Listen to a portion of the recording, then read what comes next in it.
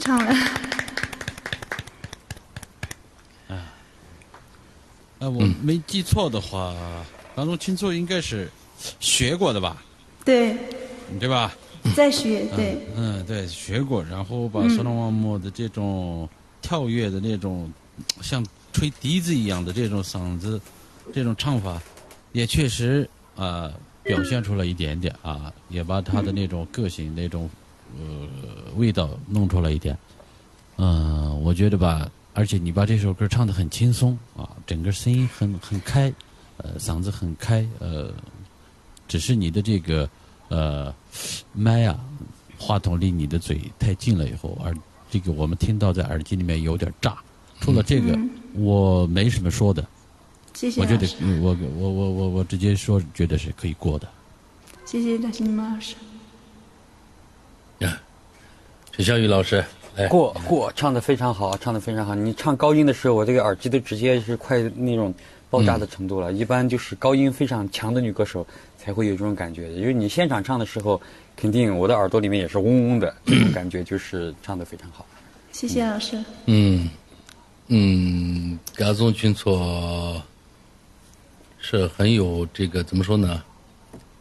很好的一个歌手啊，他有这个。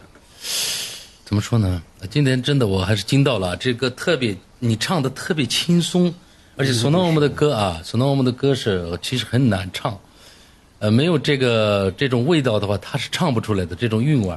但是你今天唱出来，而且唱的特别淡定。其实你在表情上没有这种东西，但是你实在内心当中有，这个是最可贵的。内心他在把这个旋律唱出来，这是很厉害的。有些在表情上弄得一塌糊涂，但是他实际上他是唱不出来的，但是你是已经唱出来了。所以说我现在你看女的这个徒弟也不多啊，只有几个，但是我真的很冲动想收你女徒弟啊，真的。不是老师，我想当你的徒弟，我想说的是，对就。不知道怎么这个你们两个后面慢慢商量，我们不强忍。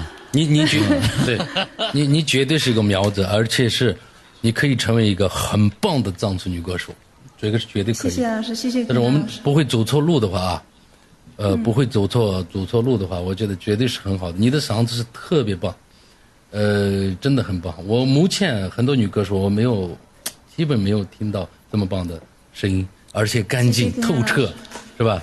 谢谢。很有力度不是说你这个吼出来的，是很淡定、很从容的这种嗓子，这是很难得的，真的。所以我们接下来再谈吧。东郭我也亲戚多得很，也许我们两个是亲戚。又开始了他。对，真的，很棒的，谢谢老师，好，辛苦了。那绝对过啊，绝对过，过。谢谢老师。但是他们很希望再唱一首，我这儿已经满屏了，都说能不能再唱一首，再唱一首。可以。